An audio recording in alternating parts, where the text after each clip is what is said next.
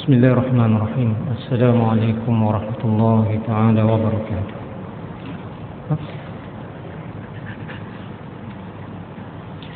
Kita mulakan kuliah jemaah kita dengan bacaan Al-Quran Al-Fatihah. A'udzubillahi minasyaitonir rajim. Bismillahirrahmanirrahim. Alhamdulillahirabbil alamin. Arrahmanir rahim. Iyyaka na'budu wa iyyaka nasta'in. Ihdinas siratal mustaqim. Siratal ladzina an'amta 'alaihim ghairil maghdubi 'alaihim waladdallin.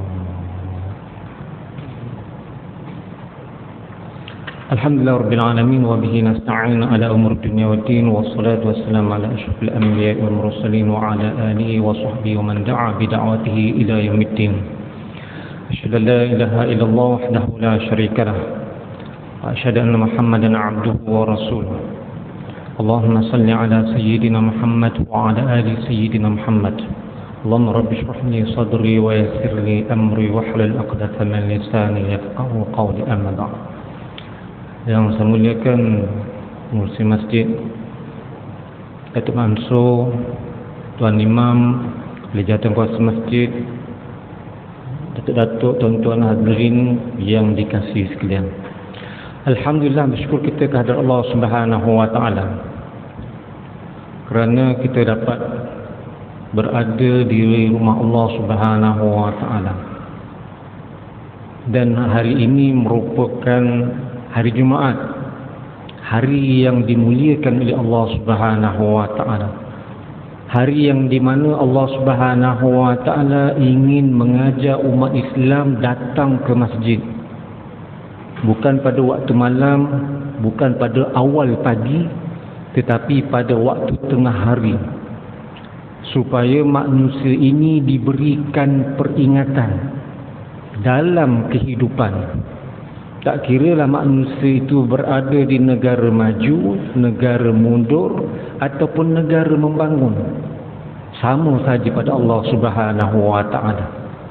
Sebab itulah tuan-tuan yang dikasihi sekalian, apabila kita berada di dalam rumah Allah Subhanahu wa taala, maka perbanyakkanlah berzikir. Pertama sekali, biarlah dalam keadaan kita berwuduk, bersuci. Kemudian masuk sembahyang sunat, iktikaf 2 rakaat. Kemudian barulah kita berdoa, kemudian kita berzikir, kemudian kita membaca Al-Quran. Cuma kadang-kadang semua itu tak dibuat. Tahu-tahu saja datang masjid, dia cari tempat mana nak tidur. Tuan-tuan yang dikasihi sekalian, ambillah peluang pada waktu yang terbatas. Hari Jumaat ni masanya terhad. Dia adalah pada waktu zuhur. Biasanya kita sembahyang zuhur, tuan-tuan. Dan apabila sembahyang zuhur tak bunyi suara. Tetapi pada hari Jumaat kena bunyi suara, kena dengar khutbah dan bacaannya dalam bacaan yang nyaring. Tak boleh baca perlahan. Tuan-tuan, inilah keistimewaan pada hari Jumaat, yang mana Allah Subhanahu wa taala kurniakan bagi manusia yang datang awal ke masjid. Kata Allah Subhanahu wa taala dalam hadis qudsi menceritakan pahala orang yang datang awal ke masjid, tuan-tuan, seolah-olah seperti dia korban, mendapat pahala korban seekor unta. Datang awal masjid, tuan-tuan. Kemudian lewat sedikit, samalah seperti seekor lembu, dia korbankan seekor lembu. Datang lewat lagi sikit, tuan-tuan, samalah seperti seekor kambing pahalanya. Datang lewat lagi, tuan-tuan, mungkinlah dah pukul 12, tuan-tuan, baru nak sampai. Contoh, tuan-tuan, dapat pahala seekor ayam. Dan apabila imam ataupun azan telah dilaungkan, Allahu Akbar, Allahu Akbar, dah masuk waktu dia baru nak sampai. Ini pun nasib baik nak datang, Ustaz. Kalau tak datang, apa cerita? Tuan-tuan, Allah Subhanahu wa taala ceritakan pahala orang yang datang pada waktu itu, tuan-tuan, dia dapat sebiji telur saja, tuan-tuan. Walaupun kita orang lelaki 2 biji telur, tuan-tuan, tapi bagi Allah Subhanahu wa taala pahalanya sebiji telur je, walaupun beratnya 80 kg. Tuan-tuan yang dikasihi sekalian, itulah dia ganjaran yang Allah Subhanahu wa taala berikan pada hari Jumaat. Tuan-tuan yang dikasihi sekalian, kita melihat pada firman Allah Subhanahu wa taala, A'udzubillahi minasyaitonir rajim. Ya ayyuhan nas, inna khalaqnakum min dzakarin wa untha وَجَعَلْنَاكُمْ شُعُوبًا وَقَبَائِلَ لِتَعَارَفُوا إِنَّ أَكْرَمَكُمْ عِنْدَ اللَّهِ أَتْقَاكُمْ إِنَّ اللَّهَ عَلِيمٌ خَبِيرٌ. Yang bermaksud, wahai manusia, sesungguhnya kami ciptakan kamu daripada lelaki dan perempuan. Allah Subhanahu wa ta'ala nak ceritakan kepada manusia keseluruhannya dalam dunia ini ada dua jenis manusia. Satu jenis jantinanya lelaki, yang keduanya perempuan. This is the majority, tuan-tuan. Tak ada golongan pertengahan. Lelaki pun tidak, perempuan pun tidak, tuan-tuan. Tapi macam mana saya, Ustaz? Saya ada dua-dua. Tak ramai, tuan-tuan. Bukan majority. Kebanyakannya, tuan-tuan dan dikasih sekalian, adalah lelaki dan perempuan. Sebab apa Allah Subhanahu wa ta'ala sebutkan lelaki? Sebab Nabi Adam AS diciptakan oleh Allah Subhanahu wa ta'ala lebih dahulu daripada Hawa. Nabi Adam AS tinggal di dalam syurga Allah Subhanahu wa ta'ala, dipanggil oleh Allah Subhanahu wa ta'ala duduk dalam syurga. Tuan-tuan, duduk dalam syurga seronok macam tuan-tuan duduk dalam masjid kan seronok kan? Datang saja parking dah disediakan. Contoh, tuan-tuan, tak perlu nak letak ke tepi-tepi jalan. Separuh masjid, tuan-tuan, parking pun tak ada. Sebagai contoh, masjid Kampung Baru tu, tak ada parking. Parking lah tepi jalan, tepi main road, parking kat situ, tuan-tuan. Orang faham hari Jumaat. Cuma yang parahnya tadi, tuan-tuan, bas pun parking kat situ, tuan-tuan. Langsung jam, tuan-tuan. Bahaya sungguh, tuan-tuan yang dikasih sekalian. Sebab itulah Allah Subhanahu wa ta'ala ceritakan bagaimana Nabi Adam AS duduk dalam syurga Allah SWT penuh dengan kenikmatan. Tetapi tak seronok, tuan-tuan, duduk dalam syurga yang penuh dengan kenikmatan. Duduk dalam syurga, tuan-tuan, tak ada rasa berpeluh, tak ada rasa panas. Sebab duduk dalam syurga Allah SWT sejuk, tuan-tuan, sejuk. Pakai baju dua lapis, tuan-tuan. Satu namanya sutera nipis, macam ni lah, tuan-tuan, lebih kurang. Baju nipis, baju macam tuan-tuan pakai sekarang, nipis. Dan disalut satu lagi, macam kita pakai kot, tuan-tuan, sutera yang lebih tebal, berwarna hijau. Tuan-tuan, begitulah gambaran duduk dalam syurga Allah SWT penuh dengan kenikmatan. Maksudnya bukanlah sahaja duduk, tuan-tuan, tetapi Allah SWT beri kenikmatan, ambil apa sahaja. Kalau boleh kat masjid ni, tuan-tuan, lepas habis dengar khutbah Jumaat ni, keluar ada pula nasi bungkus, nasi biryani free, tuan-tuan. Oh, seronok. Dapat pula kat situ ada jus lagi. Oh, seronok. Ambil saja, tuan. Free kan, seronok, tuan-tuan. Tak keluar modal. Datang dah lah lewat, tapi dapat macam-macam, sebagai contoh, tuan-tuan dan kesitu. Tetapi apabila Nabi Adam AS duduk dalam syurga Allah Subhanahu wa ta'ala, tuan-tuan, nikmat banyak, tapi seorang-seorang. Nak WhatsApp tak dengan siapa, tuan-tuan. Ada handphone, iPhone 14 sebagai contoh, tuan-tuan, tapi tak ada siapa nak jawab. Apa gunanya? Tuan-tuan, nak tengok, katalah nak main bola seorang-seorang. Ada sebiji bola, nak mainlah seorang-seorang. Tak seronok, tuan-tuan. Jadi tak ada seronok duduk dalam tempat yang penuh dengan kenikmatan. Lalu minta pada Allah Subhanahu wa ta'ala adakan teman. Lalu keluarlah, tengok, ketika mana Nabi Adam AS tidur, tiba-tiba bangun daripada tidur, ada seorang perempuan sebelah. Tuan-tuan, barulah seronok sikit nak sembang dan sebagainya. Sebab itulah Allah Subhanahu wa ta'ala jadikan manusia itu dia berteman. Ada teman, tuan-tuan, ada teman satu tidur, tuan-tuan, sekatil. Ada teman sepejabat, ada teman satu sekolah, tuan-tuan, dan ada teman ataupun sejiran dengan kita, tuan-tuan dan kasih sekalian. Tetapi yang penting, tuan-tuan, dalam kehidupan ini manusia memang memerlukan teman, tuan-tuan. Janganlah hidup sebatang kara, tuan-tuan. Sebab mungkin akan tiba masanya kita akan hidup sebatang kara, mungkin umur dah 80 tahun, 90 tahun, isteri pun dah meninggal, nak kahwin lagi satu pun dah malas nak urus, tuan-tuan. Diri sendiri tak terurus, nak kahwin yang baru tak terlarat, tuan-tuan. Dah tak fikir dah, gigi pun dah banyak dah tak ada, sebagai contoh, tuan-tuan, dan dikasih sekalian. Sebab itu dalam ayat ni Allah Subhanahu wa ta'ala menceritakan, inna khalaqnakum min zakarin wa unsa, kami ciptakan kamu lelaki dan perempuan. Allah kata dalam dunia ni jenis manusia ada dua je, lelaki dan perempuan. Confirm, tuan-tuan. Kat mana-mana pun kamu pergi, Amerika, Jepun, China, sama saja. Wa ja'alnakum syu'uban wa qaba'ila, dan kami jadikan kamu ini berpuak-puak, berbangsa-bangsa.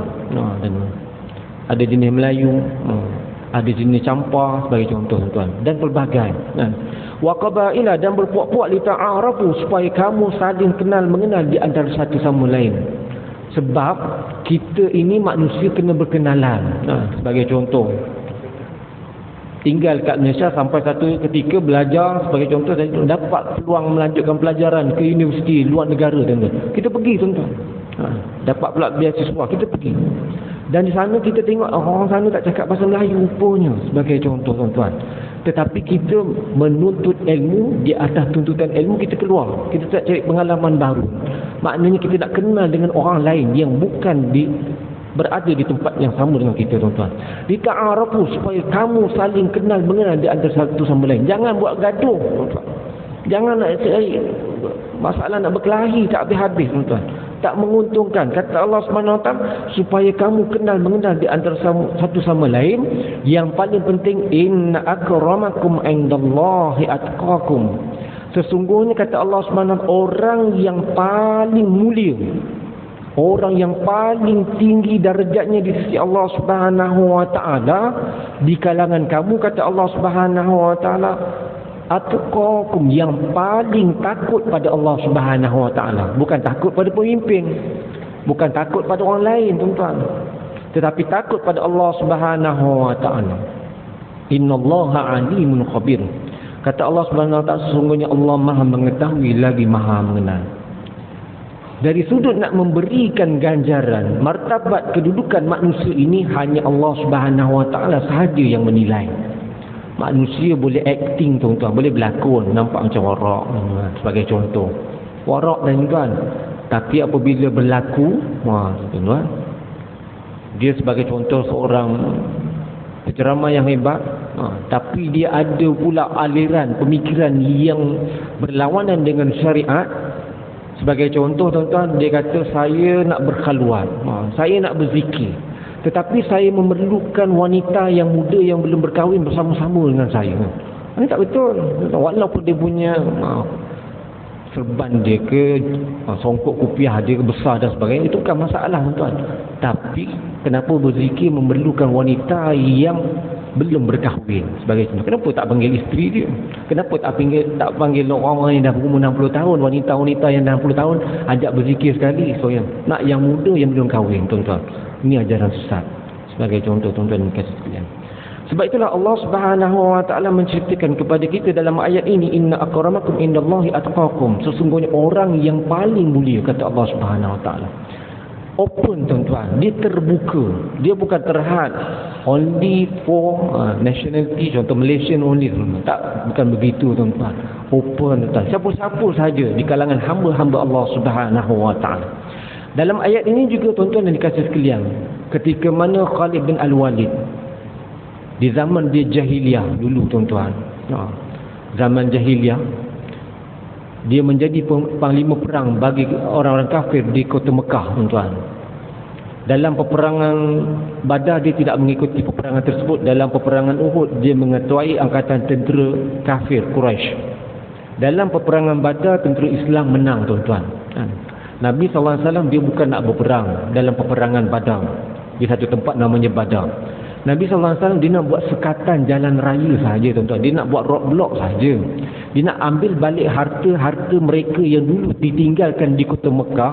Mereka ini melalui kawasan mereka, dan Nabi nak ambil balik. Itu sahaja sebenarnya, tuan-tuan. Tetapi akhirnya mereka ini berjaya menjelinap keluar daripada roadblock tersebut, tuan-tuan, guna jalan tikus dan sebagainya. Nabi tak dapat. Tetapi apabila diketahui oleh Abu Jahal, Abu Lahab, kita kena hantar tentera, stand di army, tuan-tuan, lebih kurang 1000 orang untuk berlawan dengan tentera Islam. Tentera Islam, tuan-tuan, dia tak ada niat pun nak berperang. Dia hanya nak buat sekatan. Nabi kata kita kena buat sekatan. Tetapi akhirnya berlaku peperangan. Bila berlaku peperangan tersebut, tuan-tuan, tentera Islam mendapat kemenangan. Tetapi dalam peperangan tersebut, sebelum mendapat kemenangan, Nabi SAW dia berdoa kepada Allah Subhanahu wa taala, wahai Tuhan, sekiranya 313 orang ini tidak menang dalam peperangan ini, wahai Tuhan, sebelum berdepan dengan musuh, tuan-tuan, Nabi berdoa, bukan Nabi ajak sahabat-sahabat semua, mari kita buat munajat perdana sebagai contoh. Tak ada, tuan-tuan. Nabi berdoa pada Allah Subhanahu wa taala. Dia minta pada Allah Subhanahu wa taala, sekiranya tentera Islam yang ada pada hari ini, mereka ini tidak mendapat kemenangan, wahai Tuhan, nescaya tidak ada lagi manusia yang akan menyembah kamu. Tuan-tuan, Nabi berdoa pada Allah Subhanahu Wa Taala. Kalau kita baca tadi tuan-tuan, ayat tersebut keras bunyi tuan-tuan. Tak ada siapa lagi yang akan sujud kepada-Mu wahai Tuhan. Sebab itulah Allah Subhanahu Wa Taala memberikan kemenangan, bukan kemenangan biasa tuan-tuan, kemenangan bergaya dengan dibantu oleh para malaikat. Malaikat turun tuan-tuan, 1,000, 2,000 orang dan 1,000, 2,000 malaikat turun membantu Nabi sallallahu alaihi wasallam. Sedangkan malaikat ini tuan-tuan, turun malaikat Jibril pun dah selesai dah tuan-tuan, tak payah sampai beribu-ribu. Dia bukan manusia, dia datang daripada cahaya tuan-tuan. Tetapi nak menimbulkan kegerunan kepada musuh-musuh Islam. Islam ini bukan boleh dipermainkan. Dia bukan hanya manusia sahaja yang akan menjaga agama tersebut, tetapi akan dibantu oleh malaikat-malaikat Allah Subhanahu Wa Taala. Tuan-tuan dan kasih sekalian, maka dalam peperangan Uhud, tentera Islam mendapat kemenangan pada permulaannya. Sehingga sebelum berlakunya peperangan Uhud, Nabi sallallahu alaihi wasallam memberikan peringatan kepada para sahabat. Sekiranya kamu menang, sekiranya kamu kalah, jangan tinggalkan pos kawalan kamu. Nabi pesan, tuan-tuan, menang atau kalah, jangan tinggalkan tempat yang kamu berkawal buat masa ini. Nabi tinggalkan pesan saja tuan-tuan. Tetapi apabila berlaku peperangan Uhud, musuh dah lari, emas banyak tuan-tuan, bersepah-sepah. Para sahabat pun kutip semua tuan-tuan. Sebut yang sepatutnya berkawal tadi turut sama mengutip tersebut tuan-tuan, harta-harta rampasan perang. Lalu apabila dilihat oleh Khalid bin Al-Walid tuan-tuan, dia patah balik tuan-tuan. Dia kata, tentera-tentera kafir sekalian, inilah masanya kita buat ambush, serang balik semula. Mereka leka dengan harta-harta tersebut tuan-tuan. Orang dah leka tuan-tuan, tak nampak dah, tak tengok kiri kanan dah tuan-tuan. Dia kata siapa dulu dia punya, sebagai contoh tuan-tuan. Akhirnya tuan-tuan, berlakulah musibah, berlakulah perkara yang di luar kawalan tuan-tuan. Tentera Islam mendapat kekalahan walaupun pada permulaannya menang dalam peperangan tersebut. Setelah itu tuan-tuan yang dikasihi sekalian, Khalid bin Al-Walid ini diterasa dalam hatinya, walaupun dia menang dalam peperangan Uhud tuan-tuan, dia nak masuk Islam. Dia nak masuk Islam tuan-tuan. Khalid bin Al-Walid ni tuan-tuan bukan orang biasa tuan-tuan. Dia panglima perang yang hebat, anak ketua kaum. Di kawasan Mekah tadi tuan-tuan, dia ada 3 puak yang paling besar. Pertamanya Bani Quraisy, iaitulah keturunan Nabi SAW. Bani Quraisy maknanya puak yang paling besar, paling hebat, maknanya puak jenis pemimpin tuan-tuan. Yang kedua Bani Abdiddar. Yang ketiga tuan-tuan, namanya ialah Bani Makhzum. Jadi Khalid bin Al-Walid daripada Bani Makhzum, Bani kumpulan puak yang ketiga tuan-tuan. Tetapi bapa dia tuan-tuan merupakan pemimpin bagi puak tersebut. Maknanya walaupun dia jadi panglima, keturunan dia memang hebat-hebat belaka tuan-tuan. Dan dia merupakan sepupu kepada Sayyidina Umar bin Al-Khattab. Sepupu tuan-tuan, Khalid bin Al-Walid dengan Sayyidina Umar, dengan Rasulullah pun semua ada bau-bau bacang tuan-tuan. Dekat-dekat semua tuan-tuan yang dikasih, walaupun berada dalam keadaan jahiliah. Tuan-tuan yang dikasih sekalian, akhirnya tadi tuan-tuan, kita tak boleh panjang-panjang sangat. Khalid bin Al-Walid ini bila dalam keadaan demikian, Khalid bin Al-Walid ini pun kemudian dia nak masuk Islam tuan-tuan. Dia ni memang seorang yang bergaya dengan memakai dia pakai tengkolok dia yang diperbuat daripada berlian, dan dia memakai baju yang berbutangkan emas, dan juga dia bersarung menggunakan pedang dia, dan dia memakai topeng tuan-tuan, nak bertemu dengan Rasulullah sallallahu alaihi wasallam. Dia nak bagi tahu dia nak masuk Islam, tapi dia tak nak tunjuk rupa dia, tuan-tuan yang dikasihi sekalian. Maka dalam perjalanan tersebut, dia terlihat Saidina Bilal bin Abi Rabah. Tuan-tuan, Bilal maknanya kerjanya azan saja tuan-tuan. Bilal bin Abi Rabah ni dia berdakwah kepada para petani. Dia jumpa dengan petani-petani, dia dakwahkan mengenai Islam. Antaranya dia bacakan firman Allah Subhanahu Wa Taala, ya ayuhan nas, inna khalaqnakum min zakarin wa untha waja'alnakum syu'uban wa qabaila lita'arafu inna akramakum 'indallahi atqakum innallaha 'alimun khabir. Apabila dilihat oleh Khalid bin Al-Walid, dia kata hebat. Dia tengok Bilal. Bilal ni pertama orangnya kulit hitam. Yang keduanya dia ni hamba abdi yang telah dimerdekakan. Hamba abdi tuan-tuan, hamba tuan-tuan, dia suruh.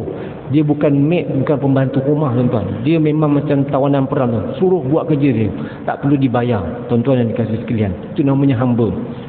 Dia kulit hitam, tetapi dia boleh mengajar kepada petani-petani mengenai ayat-ayat Al-Quranul Karim. Dia pun pelik. Kamu ni dah lah buta huruf, orang hitam, hamba pula tu, tapi kamu boleh mengajar Islam pada orang-orang baru memeluk agama Islam. Hebat tadi tuan-tuan. Dia terasa seronoknya menganut agama Islam, tuan-tuan yang dikasihi sekalian. Lalu apabila dalam perjalanan tersebut dia nak jumpa Nabi sallallahu alaihi wasallam, terlihatlah oleh Sayyidina Ali bin Abi Talib, dia nampak seorang pemuda masuk kawasan Madinah. Dia tanya, kamu ni siapa? Tuan-tuan, nak cerita lagi tuan-tuan, penduduk-penduduk Madinah ni dia kenal di antara satu sama lain. Lebih-lebih lagi nak menjaga keselamatan Nabi sallallahu alaihi wasallam. Lalu dia memberitahu, sesungguhnya saya adalah Khalid bin Al-Walid. Sebab Sayyidina Ali tegur, kamu siapa? Tuan-tuan, Khalid bin Al-Walid, tuan-tuan, walaupun dia dalam keadaan dia nak masuk Islam, dia cuba tidak menonjolkan rupanya, tuan-tuan. Dia seorang yang terkenal. Tapi dalam keadaan demikian, apabila ditanya oleh Sayyidina Ali bin Abi Talib, dia setuju, tuan-tuan, memberitahu dia adalah Khalid bin Al-Walid, dan dia mohon nak bertemu dengan Rasulullah sallallahu alaihi wasallam. Bila Nabi sallallahu alaihi wasallam bertemu dengan dia, tuan-tuan, Nabi dah tahu Khalid bin Al-Walid nak masuk Islam. Lalu dalam keadaan demikian, Khalid bin Al-Walid pun bagi tahu, wahai Rasulullah, aku nak sedekahkan mahkota aku yang diperbuat daripada belian, ambillah wahai Rasulullah. Rasulullah terima. Kemudian dia bagi baju dia yang diperbuat daripada emas, wahai Rasulullah, ni barang berharga ni, ambillah wahai Rasulullah. Rasulullah terima. Yang ketiga tadi tuan, dia nak bagi senjata dia, iaitulah pedang yang selalu digunakan. Dan dalam ketika itu Nabi sallallahu alaihi wasallam mengingatkan kepada Khalid bin Al-Walid, kamu simpanlah pedang kamu, kerana kamu merupakan pedang Allah Subhanahu wa taala, kerana kamu adalah singa Allah Subhanahu wa taala. Tuan-tuan yang dikasihi sekalian, begitulah gambaran Nabi sallallahu alaihi wasallam terhadap Khalid bin Al-Walid tadi, tuan. Kemuliaan yang diberikan oleh Nabi sallallahu alaihi wasallam ketika mana Khalid bin Al-Walid nak bertemu dengan Nabi sallallahu alaihi wasallam, Nabi bentangkan serban Nabi ataupun kain yang Nabi selalu bawa. Tadi bersama-sama Nabi bentangkan, Nabi suruh Khalid bin Al-Walid, kamu duduk ke atas itu, sebab Nabi nak muliakan pemimpin. Dan memang secara Nabi sallallahu alaihi wasallam, apabila dia memuliakan pemimpin, dia turunkan kain dia ataupun serban dia kepada pemimpin supaya duduk di atas. Nabi nak muliakan, sebab Nabi sallallahu alaihi wasallam dia kenal siapa pemimpin, siapa orang biasa. Tuan-tuan yang dikasihi sekalian, dalam ayat ini Allah Subhanahu wa taala menceritakan bahawa memadailah innallaha alimun khabir. Hanya Allah Subhanahu wa taala dialah yang maha mengetahui. Tuan-tuan yang dikasihi sekalian, sebab itulah dalam satu hadis yang diriwayatkan daripada Abu Hurairah radhiyallahu anhu, Nabi sallallahu alaihi wasallam, ta'allamu man ansabakum ma tasiluna bihi arhamakum, fa inna silatur rahim habatun fil ahli, masratun fil mali, mansatun fil isrim. Dalam hadis tersebut menceritakan, pelajarilah tentang keturunan-keturunan kamu untuk mempereratkan hubungan kekeluargaan sesama kamu, kerana sesungguhnya silaturahim itu dapat menanamkan rasa cinta kepada keluarga-keluarga kamu. Tuan-tuan, Nabi dalam hadis Nabi ni menceritakan tentang pentingnya kita mengenal keluarga kita ataupun saudara-saudara mara kita, tuan-tuan. Kadang-kadang kita kenal jiran sebelah, saudara pun tak kenal, tuan-tuan. Sepupu pun tak berapa kenal. Lebih-lebih lagi kalau duduk jauh, tuan-tuan. Duduk kat Singapura, duduk kat Amerika, tak kenal, tuan-tuan. Tahu-tahu punya saudara kita juga, tuan-tuan kasih sekalian. Kerana sesungguhnya silaturahim itu dapat menanamkan rasa cinta kepada keluarga, dapat memperbanyakkan harta, tuan-tuan. Macam mana boleh memperbanyakkan harta, tuan-tuan? Inilah dia kurniaan daripada Allah Subhanahu wa taala. Bagaimana caranya? Hanya Allah Subhanahu wa taala yang akan menunjukkan kepada kita, tuan-tuan, dan akan memanjangkan usia. Tuan-tuan, kalau kamu nak jadi orang yang panjang usianya, maka rapatkanlah silaturahim. Rapatkan silaturahim maknanya janganlah bergaduh dengan orang, tuan-tuan, kalau boleh. Tapi kadang-kadang biasanya kita, tuan-tuan, suka bergaduh daripada suka nak menyambungkan silaturahim. Nabi ajar kita supaya jangan mencari pergaduhan dengan orang lain, tetapi hubungkan silaturahim.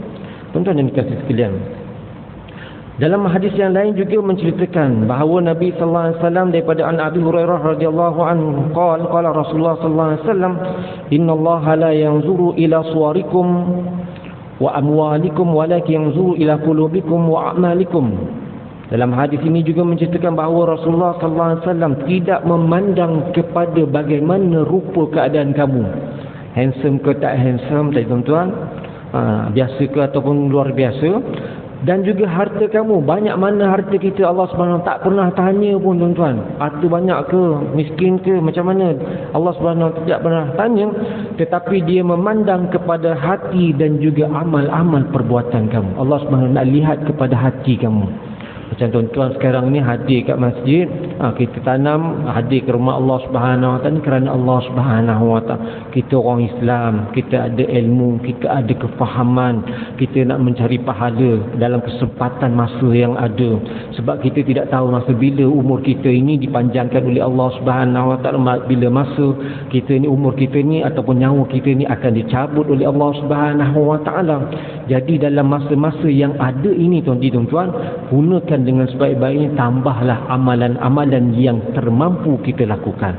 Tuan-tuan yang dikasihi sekalian, dalam hadis yang lain juga yang menceritakan bahawa Nabi sallallahu alaihi wasallam menyebutkan bahawa perhatikanlah, sesungguhnya kebaikan kamu itu bukan kerana kamu berasal daripada kulit yang berwarna merah dan tidak pula daripada kulit yang berwarna hitam, melainkan kamu beroleh keutamaan kerana takwa kepada Allah Subhanahu Wa Taala. Allah Subhanahu tidak mandang ini kulit putih ni mesti banyak orang baik, orang berilmu, orang berharta, kedudukan tinggi. Beza dengan orang kulit hitam ni mesti pemalas, tak rajin beramal, orang susah dan sebagainya. Allah Subhanahu bukan melihat kepada rupa bentuk manusia, tetapi Allah Subhanahu ingin lihat daripada kesungguhan manusia memahami apa yang diperintahkan oleh Allah Subhanahu Wa Taala. Tuan-tuan yang dikasihi sekalian, dalam hadis yang lain juga Nabi sallallahu alaihi wasallam bersabda yang menyebutkan annahu sami'a Rasulullah sallallahu alaihi wasallam yaqul al-muslimuna ikhwatun la fasla li ahadin ala ahadin illa bittaqwa. Sesungguhnya orang-orang Islam itu bersaudara, tuan-tuan. Satu agama, satu kiblat, satu kitab Al-Quran, tuan-tuan. Kita tak ada kitab yang berlainan. Kitab Al-Quran itulah rujukan kita, tuan. Yang hari-hari kita baca. Tak baca subuh, kita baca zuhur. Tak baca zuhur, mungkin kita baca maghrib. Tak baca maghrib, mungkin kita baca lepas maghrib. Tuan-tuan yang dikasihi sekalian. Dan oleh kerana itu kata Allah SWT, orang-orang Islam itu adalah orang-orang yang bersaudara. Tiada keutamaan bagi seseorang atas kelainnya kecuali dengan takwa. Maksudnya hanya dengan takwa pada Allah Subhanahu Wa Taala. Inilah yang Allah Subhanahu inginkan daripada orang-orang yang beriman. Siapa dia orang beriman tadi, tuan-tuan? Kita lah, tuan-tuan. Yang datang ke rumah Allah Subhanahu Wa Taala. Takkanlah orang yang tak datang rumah Allah Subhanahu itu yang dikatakan orang beriman. Memang ada orang beriman juga, tuan-tuan, tetapi kadang-kadang di sudut hukum fiqh disebutkan sebagai orang yang fasik, orang yang banyak buat maksiat dan sebagainya. Itu cerita lain, tuan-tuan. Tetapi kita yang datang ke rumah Allah Subhanahu memang nak mencari ganjaran daripada Allah Subhanahu, nak mendapatkan keredaan Allah Subhanahu. Dan paling penting, tuan-tuan, apa juga yang kita lakukan di dalam rumah Allah Subhanahu, mendapat pahala daripada Allah Subhanahu Wa Taala. Janganlah kita jadikan, tuan-tuan, dalam Al-Quran disebutkan bahawa manusia itu meletakkan harapan bahawa pahalanya dah banyak, ganjarannya dah banyak di sisi Allah Subhanahu Wa Taala. Dalam Al-Quran disebutkan haba'an mansura, tuan-tuan. Hanyalah debu-debu yang berterbangan, tuan-tuan. Debu banyak, tuan-tuan. Kalau kita vacuum, banyak debu. Tetapi begitulah yang diceritakan dalam Al-Quran. Kamu ingat banyak pahala kamu, banyak ganjaran kamu, tetapi hanya debu-debu yang berterbangan, datang angin, hilang semuanya. Tuan-tuan yang dikasihi sekalian, sebab itulah dalam kita melakukan amalan-amalan yang diperintahkan oleh Allah Subhanahu Wa Taala, tuan-tuan, mudah-mudahan kita dapat mengekalkan ataupun melipat gandakan, tuan-tuan, amalan-amalan kita, kebaikan-kebaikan kita. Memang kita ini tidak lari daripada melakukan maksiat dan dosa tadi, tuan-tuan, tetapi kerana Allah Subhanahu Wa Taala, mudah-mudahan Allah Subhanahu menerima amalan-amalan kita. Sekian, wabillahi taufiq wal hidayah. Wassalamualaikum warahmatullahi taala wabarakatuh. Kita tangguh majlis kita dengan tasbih kafarah dan surah. Bismillahirrahmanirrahim.